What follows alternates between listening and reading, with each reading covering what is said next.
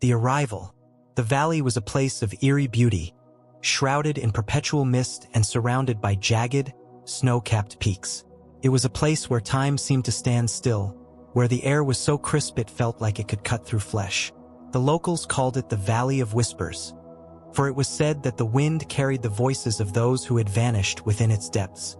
At the heart of this valley stood the frozen mansion, a structure so ancient and foreboding that even the bravest souls dared not approach it. The mansion was a relic of a bygone era, its walls encased in a thick layer of ice that never melted, no matter how the seasons changed. Its spires reached skyward like the fingers of a giant, frozen hand, and its windows were dark, empty voids that seemed to stare out into the world with a malevolent intelligence. The mansion had stood there for centuries, a silent sentinel watching over the valley, and it was said that anyone who ventured too close to its walls would never return. It was into this valley that a young woman named Eliza Harper ventured, driven by a curiosity that outweighed her sense of self-preservation. Eliza was a historian, specializing in the study of ancient architecture, and she had heard whispers of the frozen mansion in her travels. The stories were vague and contradictory, but they all agreed on one thing. The mansion was a place of great power, and it held secrets that had been buried for centuries. Eliza had spent months preparing for this journey, gathering what little information she could find about the mansion and the valley. She had hired a guide, a grizzled old man named Thomas, who claimed to know the safest path through the treacherous terrain.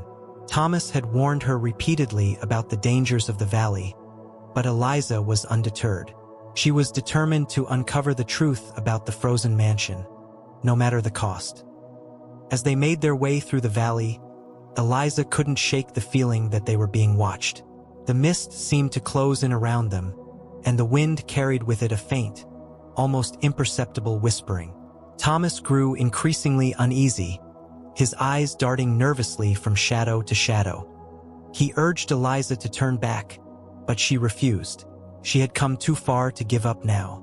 Finally, after hours of trudging through the snow, they reached the mansion. It loomed before them, its icy walls glistening in the pale light of the setting sun. Eliza felt a shiver run down her spine as she gazed up at the towering structure. It was even more imposing than she had imagined, and she couldn't help but feel a sense of dread as she approached the massive, iron-bound doors. Thomas hung back, his face pale and drawn. "This is as far as I go," he said, his voice trembling. "I won't set foot in that place. It's cursed, I tell you. Cursed." Eliza nodded, understanding his fear but unwilling to let it deter her. She took a deep breath and pushed open the doors, which creaked ominously on their hinges. The interior of the mansion was even colder than the outside, and the air was thick with the scent of decay. The walls were lined with portraits of people long dead, their eyes seeming to follow her as she moved deeper into the mansion. As she explored, Eliza began to notice strange things. The furniture was covered in a thick layer of dust, but there were no signs of decay or rot. It was as if the mansion had been frozen in time, preserved in perfect condition for centuries. She found herself drawn to a grand staircase that led to the upper floors, and as she ascended, she felt a strange pull, as if the mansion itself was guiding her.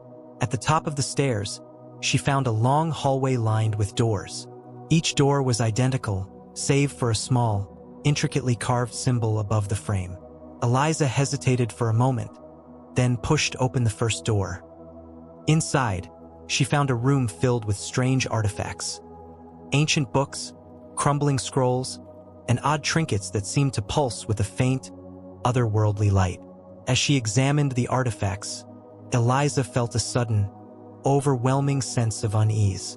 The air grew colder, and the whispering she had heard outside seemed to grow louder, more insistent. She turned to leave, but the door slammed shut behind her, trapping her in the room.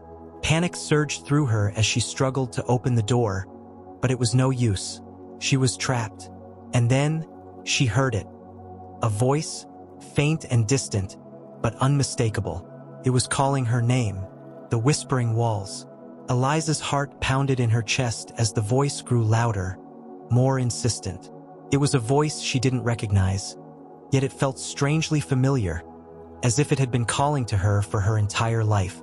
She pressed her ear against the door, trying to discern where the voice was coming from, but it seemed to echo from all around her, reverberating through the walls of the mansion. "Eliza! Eliza!"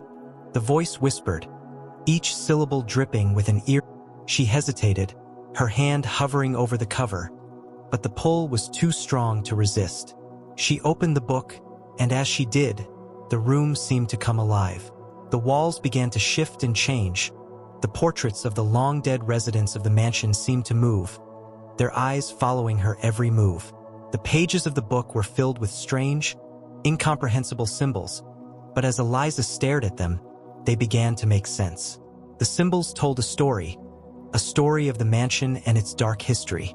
It spoke of a powerful sorcerer who had built the mansion centuries ago, using dark magic to bind the souls of those who had wronged him to the walls of the mansion.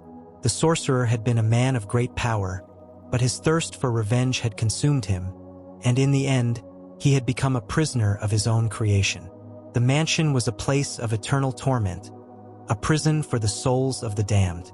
And now, Eliza realized with growing horror, it had claimed her as well. The whispering grew louder, more insistent, and Eliza felt a sudden, overwhelming sense of dread. She knew that she had to escape, but the mansion had other plans. The walls began to close in around her, the portraits leering at her with malevolent glee. She tried to run, but the floor seemed to shift beneath her feet, and she stumbled, falling to the ground. As she lay there, helpless, the whispering grew louder, more insistent.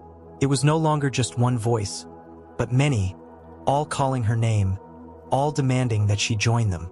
Eliza closed her eyes, trying to block out the voices, but they were in her mind, echoing through her very soul.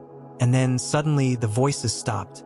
The room fell silent, and Eliza opened her eyes to find herself standing in the hallway once more. The door to the room was gone, replaced by a solid wall of ice. She was trapped with no way out, but the mansion wasn't done with her yet. As she stood there, frozen in fear, she felt a sudden, sharp pain in her hand. She looked down to see that the glowing mark had spread, covering her entire hand. The symbol was the key, she realized. It was the key to the mansion's power, and it had chosen her. Eliza knew that she had to find a way to break the curse, to free the souls trapped within the mansion. But as she looked around at the icy walls, she couldn't help but feel a sense of hopelessness. The mansion was a place of eternal darkness, and she was just one small, insignificant soul. But she had to try. She had to find a way to escape, to break the curse, to free herself and the others trapped within the mansion. And so, with a deep breath, she began to explore the mansion once more, determined to uncover its secrets and find a way to break the curse. But the mansion had other plans. As she moved through the halls, she began to notice strange things. The walls seemed to shift and change, the portraits seemed to move, and the whispering grew louder, more insistent. The mansion was alive, and it was watching her every move. And then, she saw it, a figure standing at the end of the hallway. It was a man, dressed in ancient robes, his face pale and gaunt. He was the sorcerer, the man who had built the mansion, and he was watching her with a cold, calculating gaze. Eliza's heart pounded in her chest as she realized that she was not alone. The sorcerer was still here, trapped within the mansion, and he had been waiting for her. The sorcerer's curse. The sorcerer's eyes bore into Eliza's soul, and she felt a chill run down her spine. His presence was overwhelming, a palpable force that seemed to fill the entire hallway.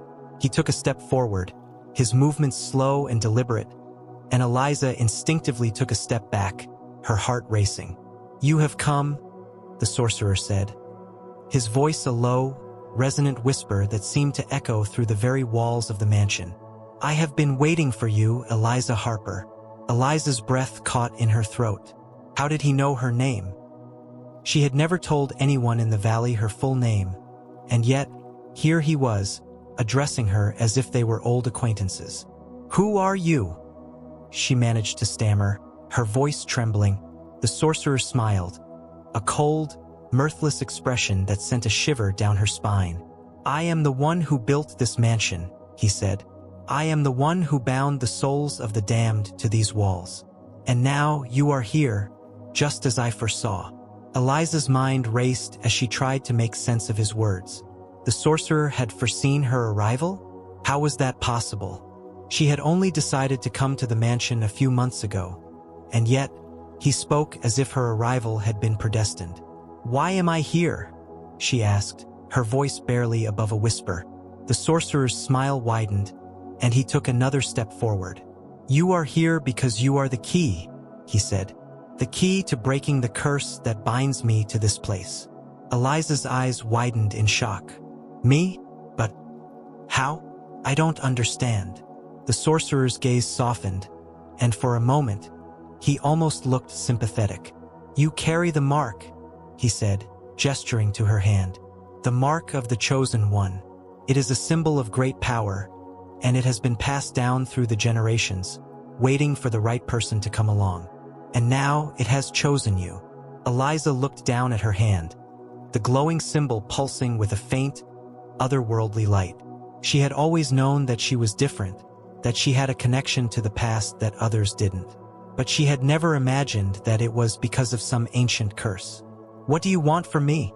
she asked, her voice trembling. The sorcerer's expression darkened, and he took another step forward, closing the distance between them. "I want you to break the curse," he said.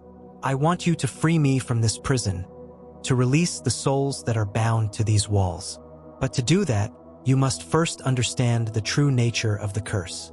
Eliza's heart pounded in her chest as she listened to his words. She had come to the mansion seeking answers, but now, she was beginning to realize that the truth was far more terrifying than she had ever imagined. "The curse is not just a simple spell," the sorcerer continued. "It is a living, breathing entity, a force of darkness that feeds on the souls of the damned. It is a part of me, and I am a part of it. To break the curse, you must confront the darkness within yourself and face the horrors that lie within the mansion." Eliza felt a cold sweat break out on her forehead. She had always been drawn to the past, to the mysteries of ancient civilizations, but she had never imagined that she would be faced with something so dark, so malevolent. "How do I break the curse?" she asked, her voice barely above a whisper. The sorcerer's smile returned, and he reached out, placing a cold, bony hand on her shoulder. "You must find the heart of the mansion," he said. "The heart is the source of the curse, the place where the darkness resides. But be warned, Eliza Harper. The heart is a place of great power, and it will test you in ways you cannot imagine. You must be strong, and you must be willing to face the darkness within yourself." Eliza nodded, her mind racing as she tried to process his words. She had come to the mansion seeking answers, but now, she was beginning to realize that the truth was far more complex than she had ever imagined. The mansion was not just a place of darkness. It was a living, breathing entity, a force of evil that had been waiting for her. And now, she had no choice but to confront it. The heart of darkness. Eliza's journey through the mansion was a descent into madness. The walls seemed to close in around her, the portraits leering at her with malevolent glee. The whispering grew louder, more insistent, and she felt a constant, gnawing sense of dread that seemed to grow with every step she took. The sorcerer had told her to find the heart of the mansion, but he had given her no clues as to where it might be. She wandered through the icy halls, her breath visible in the freezing air, her footsteps echoing eerily in the silence. The mansion seemed to shift and change around her, the layout constantly shifting, as if it was trying to confuse her, to lead her astray. But Eliza was determined. She had come too far to turn back now, and she knew that she had to find the heart of the mansion, no matter the cost. She had to break the curse, to free the souls trapped within the mansion, and to confront the darkness within herself. As she moved deeper into the mansion, she began to notice strange things. The walls seemed to pulse with a faint, otherworldly light, and the air grew colder, more oppressive. She felt a constant, gnawing sense of unease, as if she was being watched, as if the mansion itself was alive, and it was watching her every move. And then, she saw it. a door unlike any she had seen before. It was made of blackened wood, with intricate carvings that seemed to writhe and shift in the dim light. The symbol above the door was the same as the one on her hand, glowing faintly in the darkness. Eliza knew that this was it, the heart of the mansion. She took a deep breath, her heart pounding in her chest, and pushed open the door. The room beyond was unlike anything she had ever seen. It was vast, with walls that seemed to stretch on forever, and a ceiling that was lost in shadow. The floor was made of black, polished stone, and in the center of the room stood a massive, ancient tree, its branches twisted and gnarled, its leaves black and withered. The tree was the source of the curse, Eliza realized. It was the heart of the mansion, the place where the darkness resided. She could feel its power, pulsing through the air, filling the room with a sense of malevolence that was almost overwhelming. As she approached the tree, she felt a sudden, sharp pain in her hand. The symbol on her hand was glowing brighter now, pulsing with a faint, otherworldly light. She knew that she had to confront the darkness within herself, to face the horrors that lay within the mansion. But as she stood there, staring at the tree, she felt a sudden, overwhelming sense of fear. The darkness within her was strong, and she knew that if she gave in to it, she would be lost forever. And then, she heard it. A voice, faint and distant, but unmistakable. It was the voice of the sorcerer, calling to her from the depths of the mansion. "Eliza! Eliza!" The voice whispered, each syllable dripping with an eerie, otherworldly resonance. Eliza closed her eyes, trying to block out the voice, but it was in her mind, echoing through her very soul. She knew that she had to confront the darkness, to face the horrors that lay within the mansion, but she was afraid. She was afraid of what she might find, afraid of what she might become. But she had no choice.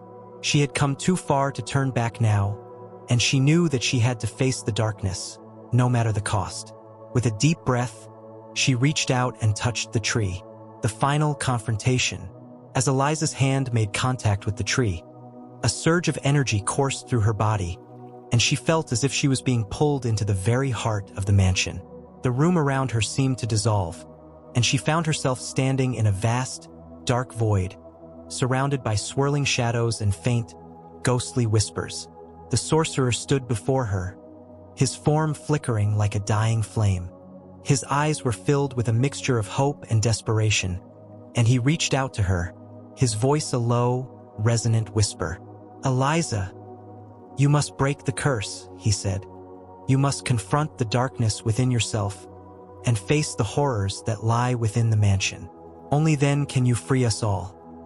Eliza felt a surge of determination, and she nodded, her eyes filled with resolve. She knew that she had to face the darkness, to confront the horrors that lay within the mansion, and to break the curse that bound the souls of the damned to its walls.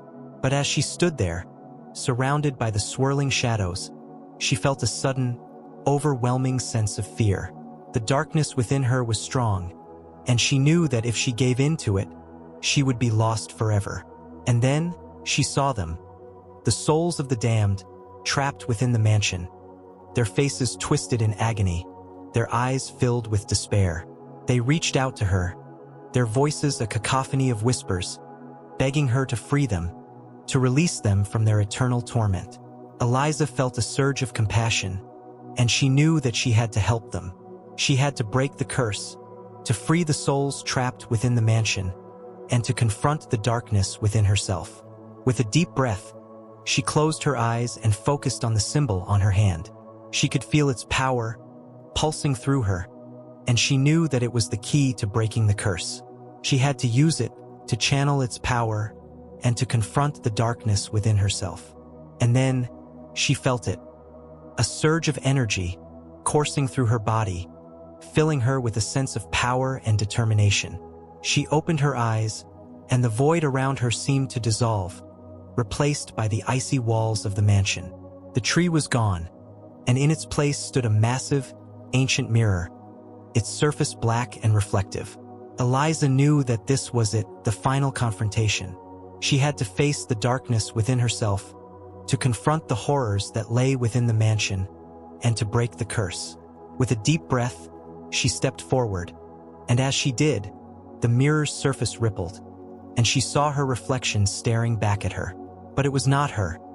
It was a twisted, malevolent version of herself, her eyes filled with darkness, her face twisted in a cruel, mocking smile. Eliza felt a surge of fear, but she knew that she had to confront it. She had to face the darkness within herself, to confront the horrors that lay within the mansion, and to break the curse. And so, with a deep breath, she stepped forward, and as she did, the mirror's surface rippled, and she felt herself being pulled into its depths. The final confrontation had begun. Eliza found herself standing in a surreal, dreamlike version of the mansion. The walls were no longer icy, but instead seemed to pulse with a dark, organic energy. The air was thick with the scent of decay, and the whispering voices were now deafening, a cacophony of despair and rage that threatened to overwhelm her. The twisted version of herself stood before her, its eyes glowing with a malevolent light. "You cannot escape me," the dark reflection hissed, its voice a chilling blend of Eliza's own and something far more ancient. "I am you. I am the darkness you've carried all your life. The doubts, the fears, the secrets you've buried. They all belong to me." Eliza clenched her fists, the glowing symbol on her hand flaring brighter. "You're not me," she said, her voice trembling but defiant. "You're just a shadow, a lie, and I won't let you control me anymore." The dark reflection laughed, a sound that echoed through the void. "Brave words, but words won't save you. You've already stepped into my domain. You've already become part of the mansion's legacy." Eliza's heart raced as she realized the truth. The mansion wasn't just a prison for the souls of the damned. It was a living entity, feeding on the darkness within those who entered. It had lured her here, not just to break the curse, but to consume her, to add her soul to its collection. But she wasn't going to let that happen. She focused on the symbol on her hand, feeling its warmth spread through her body. The sorcerer had called her the chosen one, the key to breaking the curse. She didn't fully understand what that meant, but she knew she had to trust in the power within her. The dark reflection lunged at her, its form shifting into a monstrous shadow with claws and fangs. Eliza raised her hand, and the symbol flared, creating a barrier of light that repelled the creature. It screeched in fury, retreating into the shadows. "You think you can defeat me?" it snarled. "You're just a mortal. You're nothing." Eliza took a deep breath, steadying herself. "Maybe I am just a mortal," she said, "but I'm not nothing. I'm the one who's going to end this." She stepped forward, the light from the symbol growing brighter with each step. The shadows around her writhed and recoiled, unable to withstand its power. The dark reflection screamed in rage, its form dissolving into a swirling mass of darkness. Eliza reached the center of the void, where a faint, pulsing light hovered in the air. It was the heart of the mansion, the source of the curse. She could feel its power, a cold, malevolent force that threatened to consume her. But she also felt something else, a faint, flickering warmth. It was the light of the souls trapped within the mansion, their hope and desperation reaching out to her. They were counting on her to set them free. With a final surge of determination, Eliza reached out and touched the heart of the mansion.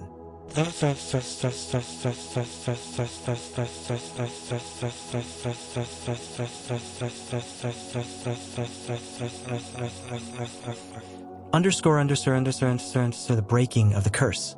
The moment her hand made contact with the heart, a blinding light erupted, filling the void and driving back the shadows. Eliza felt a surge of energy unlike anything she had ever experienced, a torrent of emotions and memories that weren't her own. She saw the lives of those who had been trapped within the mansion, their joys, their sorrows, their regrets. She felt their pain, their fear, their hope. And then, she felt the curse itself, a dark, twisted force that had bound them all. It was ancient and powerful, but it was also fragile, like a spider's web stretched too thin. Eliza focused on the symbol on her hand, channeling its power into the heart of the mansion. The curse began to unravel. The dark reflection screamed, its form dissolving into nothingness. The shadows around her retreated, and the void began to collapse. Eliza felt herself being pulled back, the light growing brighter and brighter until it was all she could see. And then, everything went still.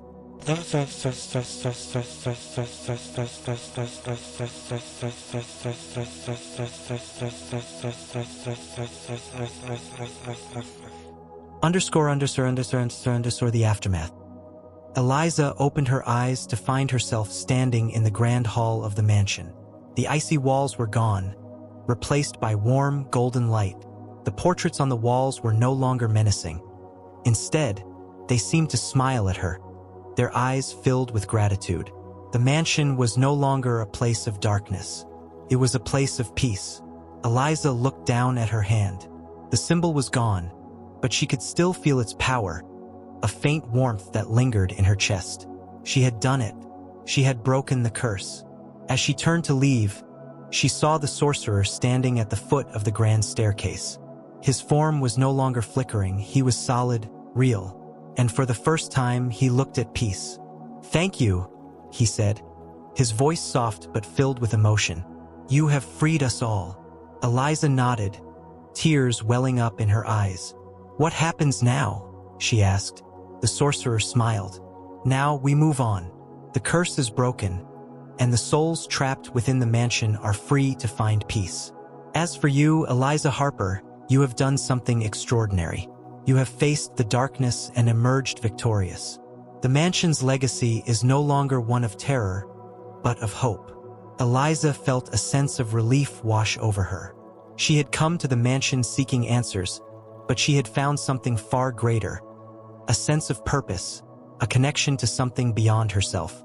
As she stepped out of the mansion and into the valley, she felt the warmth of the sun on her face. The mist had lifted, and the valley was bathed in golden light. The frozen mansion was no longer frozen.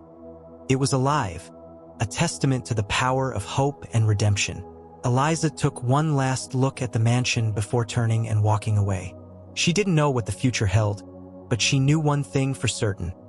She would never forget the frozen mansion, or the lessons it had taught her.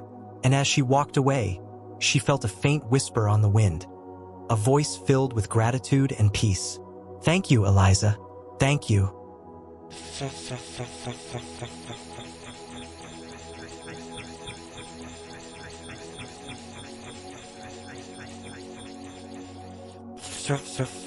The legacy lives on.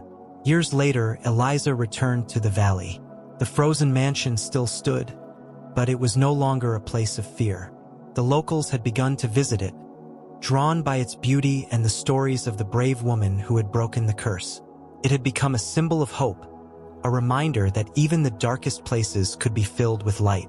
Eliza stood at the foot of the mansion, her heart filled with a sense of peace. She had come full circle, and she knew that her journey had been worth it. The mansion's legacy was no longer one of terror, but of redemption. And as she walked away, she felt a faint warmth in her chest, a reminder of the power she had discovered within herself. The frozen mansion would always be a part of her, just as she would always be a part of its legacy.